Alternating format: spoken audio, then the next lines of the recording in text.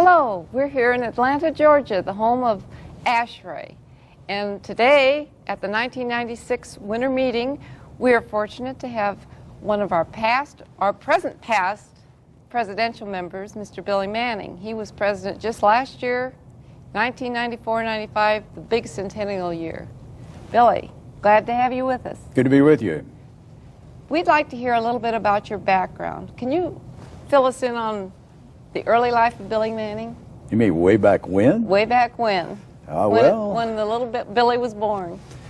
I was born in 1934, which makes me about 62 this coming year, in Roanoke, Virginia. I was the only child in my family. Yeah. And at a very early age, we moved from Roanoke, Virginia to Newport News area, Newport News, Virginia, down along Chesapeake Bay. And we spent much of my early childhood there, and after which we moved back to Roanoke because my father simply was laid off from a job, and spent another year in Roanoke and then returned to Newport News, where I proceeded to grow up and go to college. Rather interesting to me, the fact that probably the reason I went to college was primarily as a result of a 4'11" mother who insisted that her son get a college education. And my interest at that time was drafting, of all things, and a later avocation that I despise doing is drafting. But I went to Virginia Polytechnic Institute, majored in building construction, building technology, not a mechanical engineer, but building technology deals with all aspects of buildings, including your HVAC systems. After graduating from VPI, I went into the service, military service, for 2 years, and came back and worked for the Newport News Shipbuilding Dry Dock Company for several years, designing ships, which I found to be very interesting. And one of the things that I learned in my early adult life was the fact to never say never, because before I had graduated, or before I got out of service, I had made a comment that I'd never worked for the Newport News Shipbuilding and Dry Dock Company, nor would I work for the federal government. My second job was working for the federal government. So my first two jobs are places that I said I would not work. After which, in that particular case, I was at Fort Lee with the facilities engineer for 3 or 4 years, and then went with the Corps of Engineers in Washington, D.C. for a period of time, and after which I relocated to Birmingham, Alabama, and was on the Auburn University staff involved in continuing education, and as director of professional advisory organization. I then became a building official in Tampa, Florida for a short period of time, and people really questioned me why I left Florida, because I went back to Birmingham after about 9 months and became associated with building codes with the Southern Building Code Congress International. And I've been employed by that organization ever since. That's sort of a summary of that facet. How many years does that make with your current employer? Current employer is about 21 years. 21 years. Yes. So, been rather interesting. Yes. Yeah. What would you say were some of the highlights in your college years that that led into your career? It was a happenstance, or probably happenstance, but I think that certainly 4 years at the university taught me that I did not want to do drafting. You didn't? It was interesting, though, because the first job I had, Newport News Shipbuilding Dry Dock Company, I was put on the drawing board, and I was involved in designing or drawing up ship structure at that particular point. And then after about a 2-month period of time, they transferred me over to the hull tech, which then I became a designer, which I found much more interesting than just doing drafting. Now, did any of that involve the HVAC designs of ships? Or? To some degree, but it was primarily dealing with the mechanical aspects. For example, I was fortunate enough to design the anchor handling equipment for the aircraft carrier Forrestal. And as a young engineer, I felt, gosh, this was a heck of a responsibility to have. What period of time was that when you were doing that? Let's see, that was 58, 59. 58 and 59. Yeah. That was getting into Vietnam. Was Vietnam starting yet? No, that was a little No, that earlier. was shortly the Korean conflict was beginning to slow down at that period, and fortunately I did not have to go to Korea. I did all my service in the military in the States, but I was one of the fortunate ones that did not leave the States for that. And I only served 2 years in the service. Now, I interrupted your thought on what your career in the Navy would. No, a career at the shipyard, but I designed the anchor handling equipment, and I went back several years after I left the company, and I had known that they had taken the ship on a sea trial, and my first question was, did they lose the anchor? And they said no, and I said, well, that was a damn good design. The reason I said that, I found out later on the reason I was selected to do the design for this particular anchor, for an anchor handling system for the Forrestal, was that the previous designer, his design had failed and had lost the anchorage at sea. So well, that would be a pretty expensive loss, wasn't it? I can assure you it was a well-over design. So. And then now we're leading into the HVAC career yet? Yeah, because at that point, when I went with the Corps of Engineers, I was involved primarily dealing with the civil defense activities, dealing with the nuclear aspects, and I got into, at that time, design. They call it an environmental design, but it had to do with designing shelter space for people to occupy for 14 days and so forth, to assure that you had proper ventilation, temperature, and so forth for survival now. Not comfort, but survival for that period of time. And this led into specialty courses and so forth, and my involvement into the HVAC industry. And so you received more training then because of the career that you went into? And then started teaching some courses. And then you started teaching too. Yeah. So that left you rich for a career in the heating and ventilating. Well, I'm not sure it was so rich, but at least it gave me some qualifications that I could proceed in that area. And then got into the code aspect. And were you married at this time? Well, yeah, Shirley and I were married when I was 21, just before we got into service. And we were married in Bedford, Virginia, which was her home.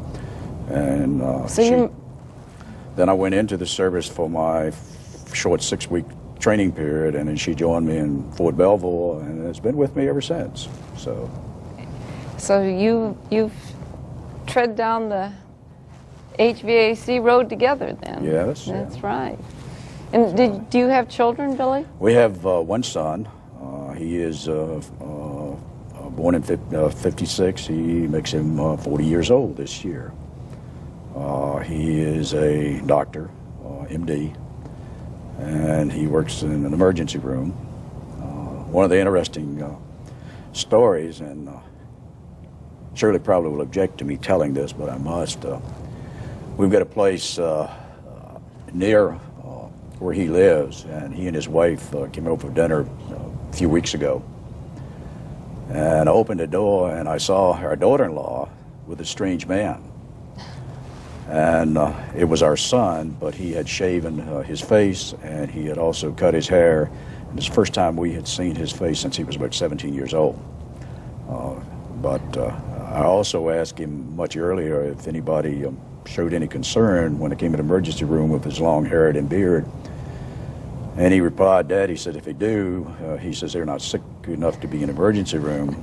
But he shared with me a story this time, the fact that one of the patients told one of the nurses that they did not want him to, did not want to see that doctor. And she said, why? And this, of course, after he had shaven, and said, because he's too young. Oh, so it's amazing to watch your family grow up like that. Sure is, yeah. Yes. Now, I want to hear about your experience with ASHRAE. How did that happen? Well, it occurred primarily because with my code work, we were quite interested in the late 60s, early 70s with the energy standard. One of the requirements we had at that time was to incorporate energy code provisions in our codes. And I was selected as one of the principal developers of the energy code within the United States for the 3 model codes.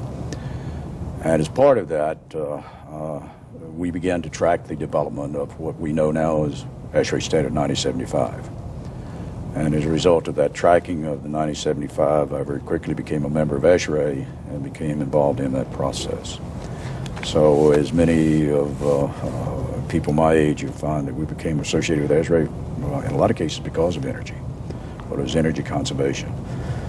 We went on to actually convert 9075 at that time to an energy code and published it, and we call it the Model Energy Code for lack of any other better terminology, using many of the requirements and that were spelled out in that document 9075 at that time. Oh, and then we developed educational courses to accompany that and presented a number of courses throughout the United States. Chuck Sepsi associated with us on those programs, and he was the president, I think, 1 year after we began our association. And he really was directly responsible for my involvement, my initial involvement in the society itself. so he was a definite influence on your... And this is really, in my case, I may be one of the unique people because I came into ASHRAE from the top side. I did not come in from the grassroots side. And What chapter are you affiliated with? I'm affiliated with the Birmingham chapter. And that's in Region 7. Region 7. But And, you're not active in the chapter level. well, I have not been active in the chapter level in terms of holding committee positions nor chairing any of the... You haven't gone up through the officers have been chairs. up through the chairs. But probably for the last 9 to 10 years, I have been attending the board meetings and been an advisor and been able to provide, I think, a tremendous input to the chapter because of my position being as a board member or being associated with the Standards Committee.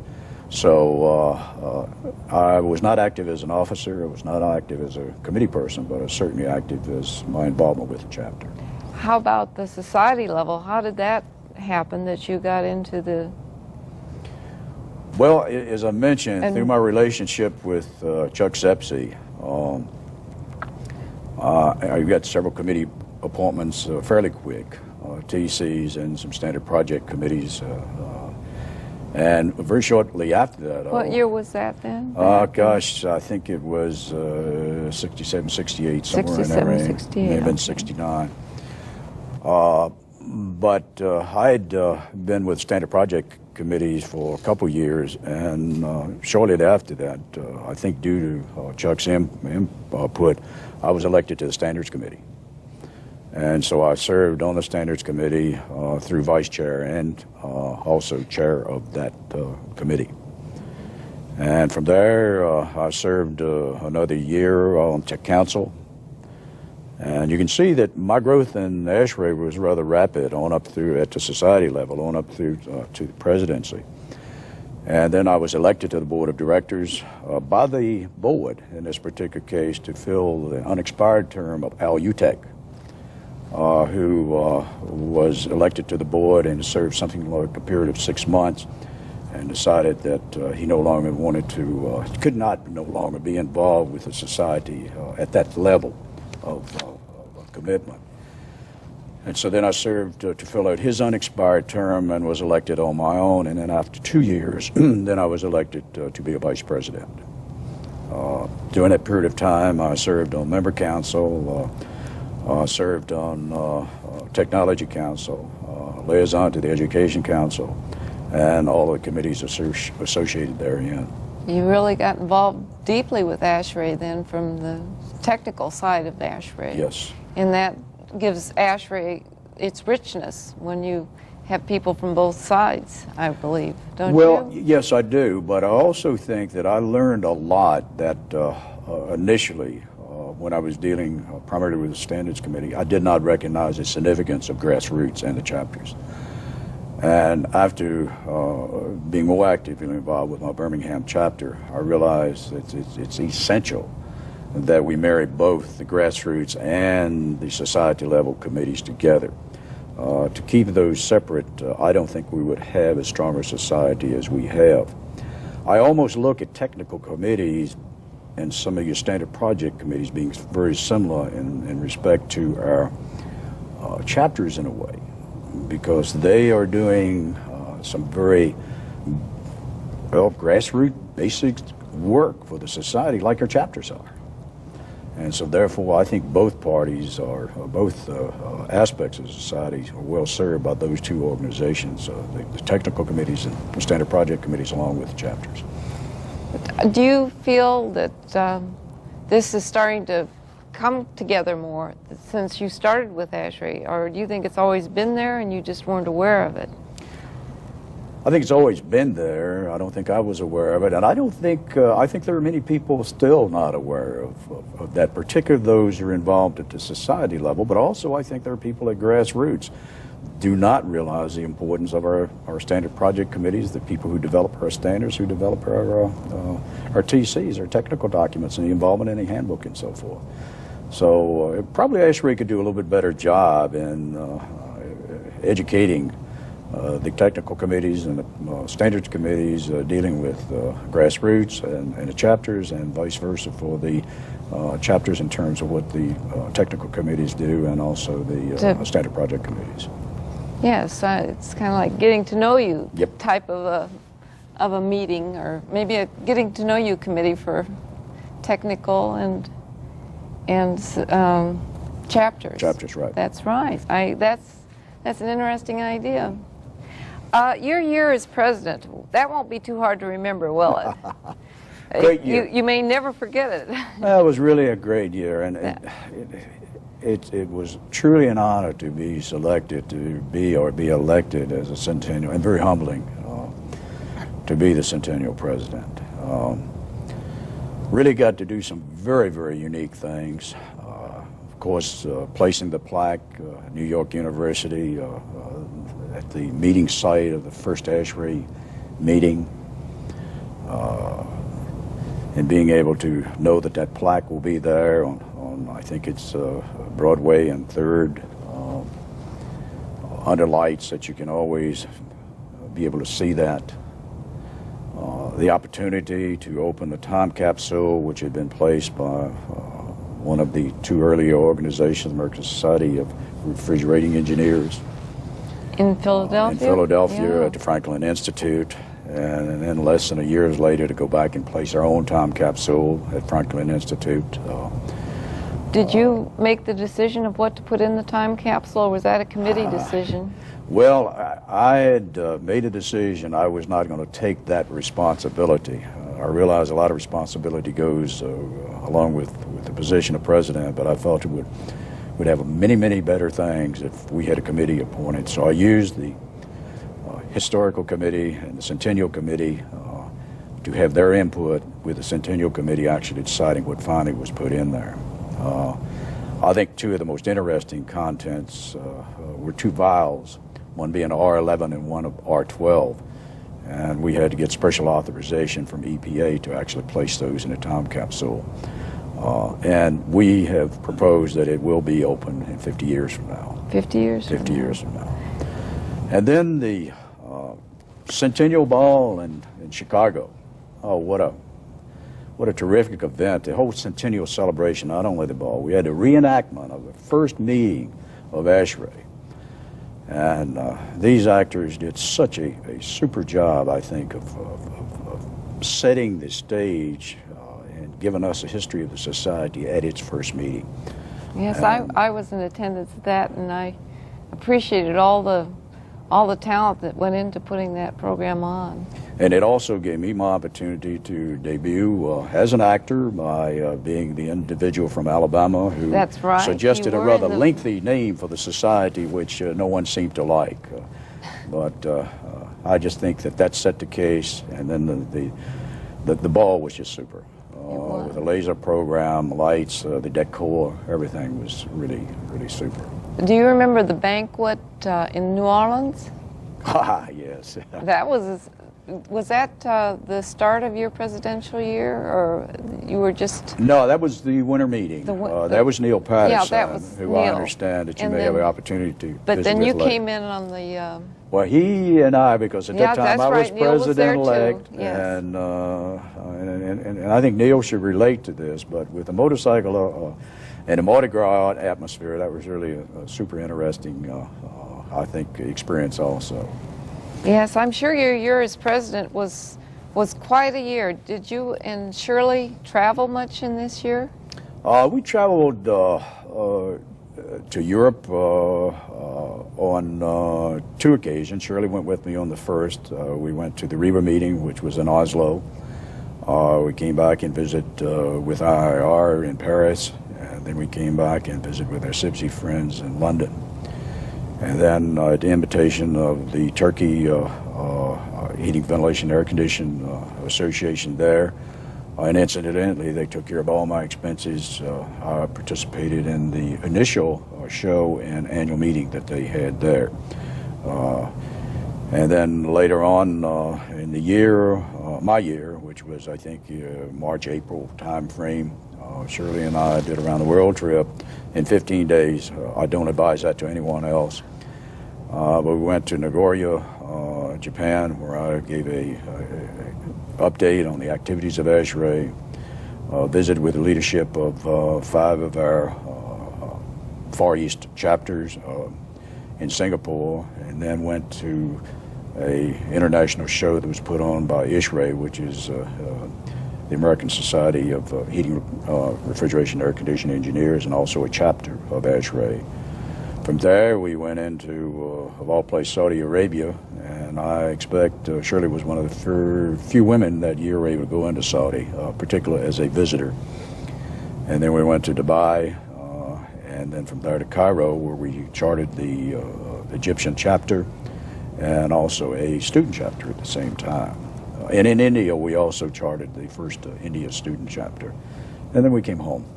Yeah. Do you keep a diary of all the places you go, or is there a staff member along to? No, all my memories are up here, and very fond memories. But Yes. The unfortunate part that you do forget the names and faces of a lot of people. But I think I also visited something approximating 25, 30 chapters, and I think the thing that was so impressive to me was the people and the respect that these professionals, international and nationally, and Canada also, and their regard for ASHRAE, it's just mind-boggling. And their feelings for ASHRAE, and really I think that's what makes ASHRAE. It's the people. The people. The people. Now, you've already mentioned Mr. SIPSI. No, SIBS. SIBS. Yes. I'm sorry. SIPSI Chartered is Institute of Building Service Engineers, yes.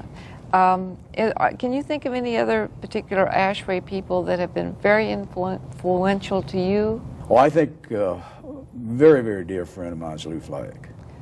Mr. Flagg, yes, he Lou is. Flagg is just, I don't know, he's almost been my mentor as I've gone up through the various positions within ASHRAE. And I always felt that very free to contact Lou, and I felt so comfortable with him being chairman of the Centennial Committee. Yes. And he's just a true gentleman. I think Milt Garland has been an inspiration to me during this centennial year. Tell you an interesting story about Milt was the fact that he was at the unveiling of the plaque in New York. And then when we opened the time capsule a month later in Philadelphia, he was there. Now, Milt is 100 years old at this time. Yes, he is. And come to find out, he had been, between the time we unveiled the plaque and the time we opened the time capsule, he had flown to the West Coast and to Philadelphia. And he's just really a super individual, a tremendous inspiration. I attended his 100th birthday party. And he stood in a receiving line for something like 45 minutes to greet everybody. He left the podium early and said, "Don't anybody rush, but I want to be here to thank everybody for coming, and he stood in an exiting line for another 45 or 50 minutes. And this was a gentleman that's 100 years old. Yes, he is amazing. I had the honor of meeting him myself, and I agree that he was an amazing person, and he might, I don't think he's here. I haven't heard. No, he's not here at this meeting, but he said he had been to Atlanta a week earlier, and that he certainly will enjoy it. He will join us in San Antonio. And there's other people. I'm even going to mention Neil Patterson, because Neil and I tracked each other through the Standards Committee, and he actually was chairman of the Standards Committee before I was. And a lot of his experiences and his leadership qualities, whether he knows it or not, were passed on to me. Helped you with your Yes. job as president. What would you say to a young person today starting their career in HVAC and possibly getting into ASHRAE? Well, I would certainly encourage them to join, but not only join, but become involved. I think too often we have young people who join a professional society and they expect everything to be provided them from the society itself. The unfortunate part about that, if you don't contribute, you do not get anything.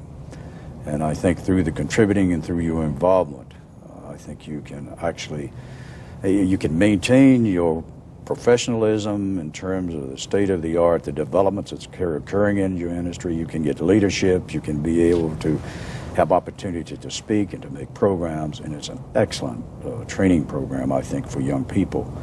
And it's something that, you know, they've got to recognize that they've got to give up some of their time, they've got to attend the meetings, but if they do, it'll pay you back more than 4 to 10-fold of what you've contributed. Do you remember any humorous events in the last few years that you can relate to us about ASHRAE? Any meetings, or has there been anything that tickled your funny bone? Well, I'll tell you one that occurred when good friend Damon Gowan was president. And Damon liked to indicate to everybody that it was the senior officers, which at that time was the president-elect, president, and treasurer, who actually had the power of the society. And so I instigated a little action that proved the point. The power was in the hands of the vice presidents. And we had passed some motion at one of our ex-con meetings that was rather motherhood and country and apple pie, and it was a typical motion that would always pass. And so the 4 vice presidents got together and decided we're going to make a motion for reconsideration. And we did, and we passed that motion and to reconsider, and then we reconsidered the motion and failed it. And Mr. Gowan was sort of speechless. And we simply said, Damon, now you know where the power of the society lies. It's with the 4 vice presidents. I'm not sure who the other vice presidents were, but I must thank them for participating in that little activity. Did Damon enjoy the point that you were trying to make? But not at the time. Not at the time. Now he looks back and thinks it was kind of a good idea, maybe. So there's a lot of humor in it. Good fellowship with the people board meetings, there's always somebody that has a comment to make that keeps the humor there once in a while. What other interests and hobbies do you have outside of ASHRAE? Well, I enjoy playing golf when I get time. And incidentally, Damon did get back at me because he was master of ceremonies in San Diego. And the society did give me a check to buy some golf clubs. And Damon whispered as I was going by, he says, take my advice and take golf lessons. But I enjoy golfing. Shirley and I purchased a country place about 4 or 5 years ago, and we spent a considerable amount of time up there working on it and getting it in order, because I think we will probably be trying to move up there in 2 to 3 years. Those are generally the types of things that I enjoy doing. Yes, I'm sure that because of ASHRAE and your career, you don't have a lot of spare time for as many hobbies as you might have later on. Well, beginning to develop additional hobbies because of boating, because we were on a lake. You have a lake. Fishing and yes. things like this. And I started a retirement program last year when I became president of ASHRAE, and it's such that I will I spend a little over 100 days a year in the office, and the remaining time is mine, so I do have a little bit more time to do those things that I want to do. And it's worked very fine to me because I stay professionally active, but at the same time I have time for myself and for Shirley, and that's good. Not sure Shirley will agree with me, but... We'll find out later. Oh, okay. I'd like to skip back to your term as president. Okay. Now, I can tell you, but I'll let you tell me your theme as president. Oh gosh, it was standing on the shoulders of giants, and that was tough to determine my theme, but once it was settled, I was really pleased with it because it recognized all the people who had gone before us in the past year and recognized the fact that they had built that foundation, their shoulders that we could stand on. And I really felt good about my theme. It gave me the opportunity to really thank those people who have done so much for this society. And it was superb. I agree with you. I think that was a wonderful theme for the centennial year. And I think that a lot of the chapters used that in their newsletters, and in other words, you generated a lot of ideas for the chapters, and you may not have even realized that you did that, but you did. Well, I think one reason I generated certain emphasis or interest by the chapters because they had to have minimum points in history that year in PAOE to qualify. And that was intentionally done, but I was amazed that I think something like 90% of the chapters actually qualified in the history category, which I thought was outstanding for a centennial year. It really was. Yes, you were responsible for getting a lot of the chapters to write their histories, and they'll be thanking you later down the road because that's important for each chapter. Just like we're trying to record you into history, it's important for the chapters to record themselves into history. I'm sure glad you're doing this today rather than 20 years from now, so that'd be very difficult to try to go back. Can you think of any major issues that affected outside society while you were president? Well, the issues of ozone depletion, global warming, indoor air quality, energy conservation were still there. And they are today, and they will continue to be. And I think we were able to accomplish some things during my year. For example, the ASHRAE Standard 90.2 was approved, and 90.1, the additions. We actually published some code-like documents for those energy standards. I think one of the more pleasing things to me was that, and I started this several years early, and it did come to fruition during my term, and that was beginning the development of a standard for indoor air quality on commercial airlines. Oh. And that is underway, and they are, I think, now in the process of actually recruiting the chairman and committee and so forth. So I think that's very important because ASHRAE Standard 62 relates to buildings, and that is a little bit different environment than you have a cabin of aircraft. And so that was accomplished during your term? During the term. So I think well, that's good. The start of it was not start. completed. I don't think anything ever gets accomplished in a year no, in ASHRAE. I learned that very soon. You learned that early on. Yes. Do you have much connection with BACnet? I know that's another big issue It was today. finalized. Was that finalized? During my year, and also NIST began to test it with, I think it was 20 or 30 different industries to make sure that before we actually published it, it was the document that it should be and would accomplish it would be an applicable, appropriate standard for that year. And the other thing was that we got our first ISO standard that we had suggested to be developed, and that was the building environmental design, which will use as a basis of the development of that standard, the International Standard Organization, our Standard 62 and our energy standards, along with ASHRAE Standard 55 and our 100 series standards and 90 standards. And we were named as a secretariat for that broad-based standard, and it had its first plenary type meeting out in San Diego on the completion of my term, which I think involves one of my themes that I dealt with was total building design. And if we talk about the total building environment design, that's part of that overall concept of total building design. That leads us almost up until this year, doesn't it? It sure does. Now, what would you, looking beyond this year, would you say you can see ASHRAE, the future of ASHRAE? Do you believe there's some changes going on? Oh, most definitely. Most definitely. I think because of the improvement in technology and the areas of communications, computers, it's just unbelievable what's going to be the potential for ASHRAE, I think, in the future. I think we still must work on replacement refrigerants that are totally safe from the standpoint of fire and chemically safe from the standpoint of being hazardous to the human body, and also not going to deplete our ozone or create global warming.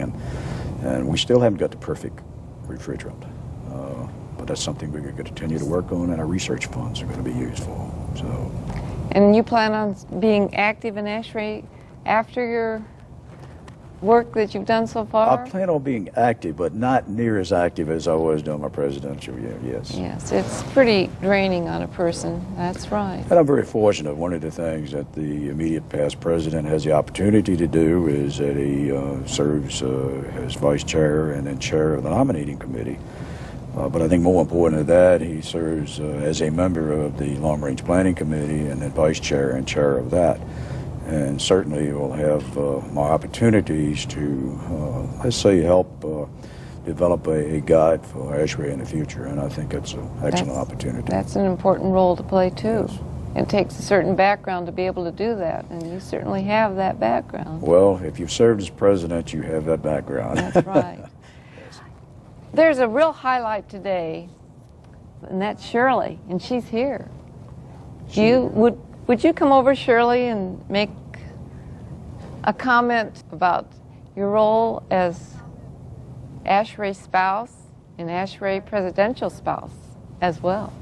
Well, I definitely believe in it and admire the talent and the efforts that are put forth, the dedication. It's just awesome. Whatever you sacrifice, and you know it's just for a year, you gladly do it. And if you believe in something, as we both do in ASHRAE, you feel like that it's just a small contribution. It's a small year considering the bigness of ASHRAE. Well, thank you, Billy, Shirley, for being here. It's been a wonderful interview. I'm Pat Ivestall, member of the Historical Committee, and I was certainly privileged to have this time with you today.